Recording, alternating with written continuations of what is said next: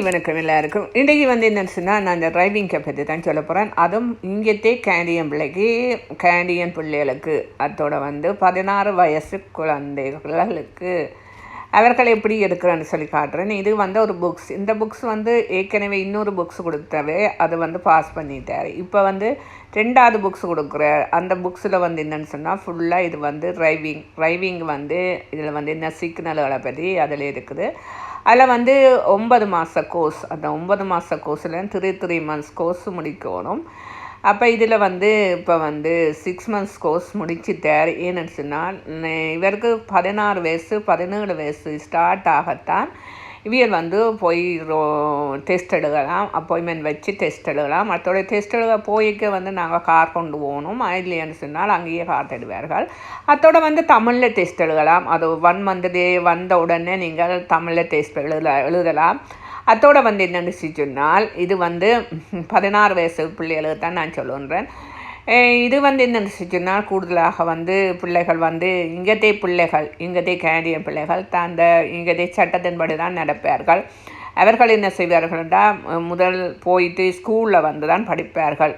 Driving ஸ்கூலில் முதல் start பண்ணி அங்கெல்லாம் டெஸ்ட்டுகள் எல்லாம் பாஸ் பண்ணி அதுலேருந்து அங்கே போய் அங்கேன்னு சொன்னால் பீரோவில் எல்லாம் டெஸ்ட்டுகள் எல்லாம் எழுதி பாஸ் பண்ணி அவர்கள் இங்கே மொன்ட்ரியல் 2 டெஸ்ட் தான் இருக்குது. ஒன்று ரோட் டெஸ்ட், மற்றது லேர்னிங்.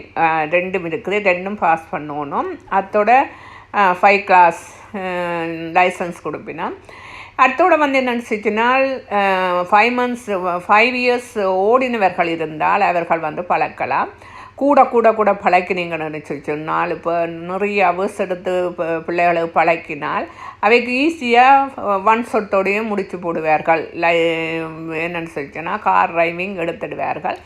அதன் காரணத்தால் என்னென்னு சொன்னால் 16 வயசு பிள்ளைகளுக்கு தான் நான் சொல்லுறேன். இப்போ பாருங்கள், மற்றது டிரைவிங்கிறது காலங்காலம் இங்கத்தே பிள்ளைகள் என்ன செய்வினம்னு சொன்னால், அவர்கள் அந்த ரூல்ஸ் படி தான் போவார்கள். அவர்கள் என்னென்னு சொன்னால் அந்த சட்டத்தின்படி தான் நடப்பார்கள். என்னடா இங்கே பிறந்த பிள்ளைகளபடியாக அவர்கள் அப்படி அந்த சட்டத்தின்படி தான் செய்வார்கள். எல்லாம் பாஸ் பண்ணி பாருங்க. அங்கே ஸ்கூலில் இது எல்லாமே பாஸ் பண்ணினோம். அவையெல்லாம் மார்க் பண்ணி விடுவினோம். சரின்னு சொல்லி இவையெல்லாம் ஓடின எல்லாம் சரின்னு சொன்னால் பிறகு இவர்கள் ஹெலிபன்ஸாக அப்பாயின்மெண்ட் வச்சு போகலாம். அங்கே போகும்போது கார் கொண்டு போகணும். இல்லைன்னு சொன்னால் அங்கேயே ரெண்ட் பண்ணலாம் கார். அதோட என்னென்னு சொன்னால், இந்த டெஸ்ட்டு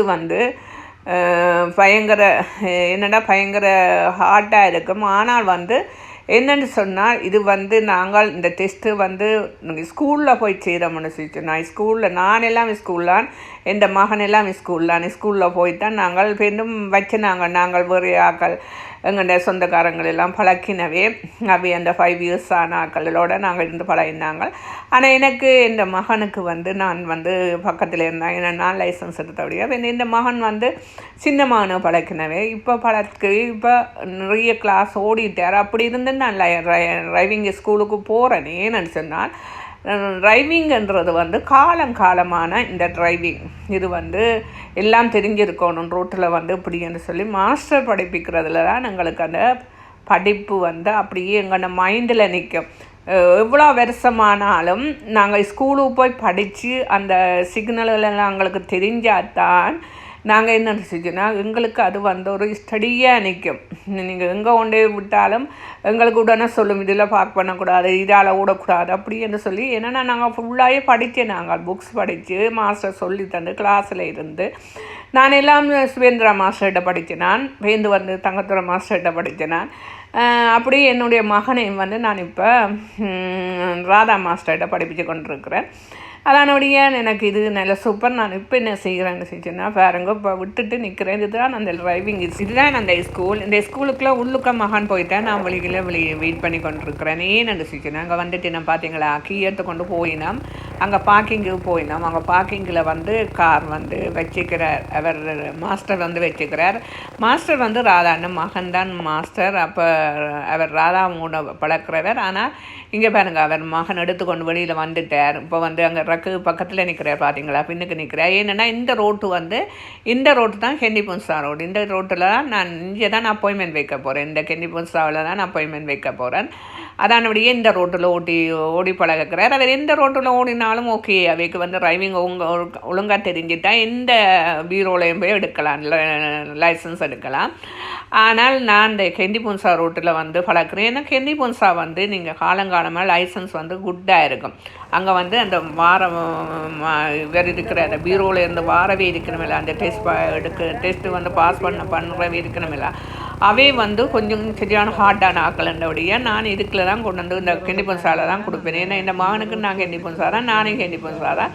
அப்போ அதான் கெண்டி புன்சாலே ஈஸியாக பாஸ் பண்ணிடலாம். அது மற்ற வேறு இடங்களில் பாஸ் பண்ணலாம், ஆனால் இங்கே வந்து ஈஸியாக பாஸ் பண்ணலாம். சில பேருக்கு தெரியும், நல்ல வடிவாக தெரியும், கெண்டி புன்சாலாக பாஸ் பண்ணவே இல்லை, அது கஷ்டமானது. இந்த ரோட்டு தான் இங்கே பாருங்க, ஃப்ளைட்டும் போகுது, அதால் ஃப்ளைட் போகுது பார்த்தீங்களா. நான் ஃப்ளைட்டையும் எடுத்து போட்டு நான் என்ன செய்தேன்னா அவையே வந்து போட்டினேன். அப்போ நான் வெயிட் பண்ணி கொண்டிருக்கிறேன்.